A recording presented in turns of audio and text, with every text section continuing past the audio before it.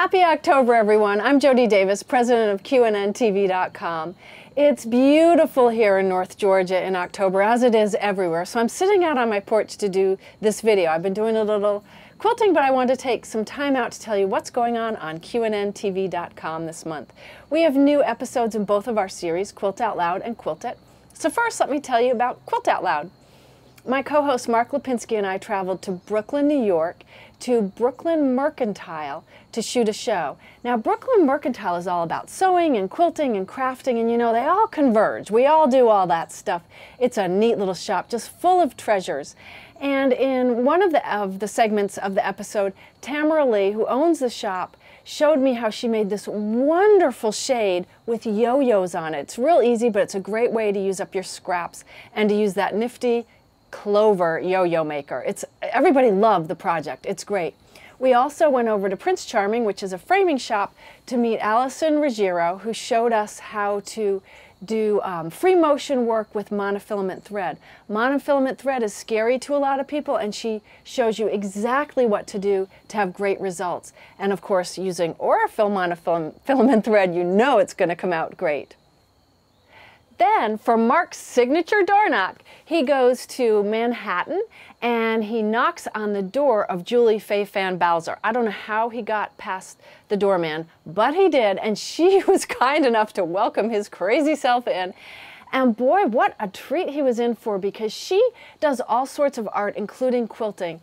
Everything, every medium is fodder for her. And it's everywhere in her apartment because, of course, apartments in Manhattan are small. So he gets the grand tour of the whole place. I mean, I guess he didn't go in the bathroom, but other than that, it was everywhere. It's a really fun segment. So that's Quilt Out Loud this month. Now, on Quilt It, we had a very special guest.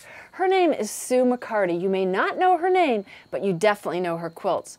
Her most prize-winning quilt is called Tribute to Tolkien. And it's an absolute stunner, and I'm not the only one who thinks that. The experts do too, because it has won every honor it seems there possibly can be, including it hangs in Paducah at the National Quilt Museum. It doesn't get any better than that. Sue joins me in the studio, the Handy Quilter studio, to give us tips on how to make your own prize-winning quilts. Or hey, if they're not going to be prize-winning, at least these are ways to make them better, to make your quilting easier and get great results. Sue has a tremendous amount of information, so be sure to watch Quilt It this month right here on QNNtv.com. Also this month, elsewhere on QCA, actually, QuiltersClubOfAmerica.com, it's the last month of our block of the month. It's called Jody's Sampler. The pattern is free. We've had a lot of fun doing it. It's been a very popular design. So truck on over there and you can watch videos of how to make each block. It's a 6-month series. Also, back over here on QNNtv.com, don't forget we have our archives. We have over 2,000 videos in our archives. We have, of course, Quilt Out Loud and Quilt It. You can always watch any of those. But also we have things like Fonz and Porter's Love of Quilting and Quilt in a Day. In fact, Eleanor just sent us victory quilts not too long ago, so we have that whole series in our archives as well. So there's a lot to do here on QNNtv.com all the time. Lots of fun. And this is for Mark. In the October episode of Quilt Out Loud, he made fun of me and beer. So cheers, Mark.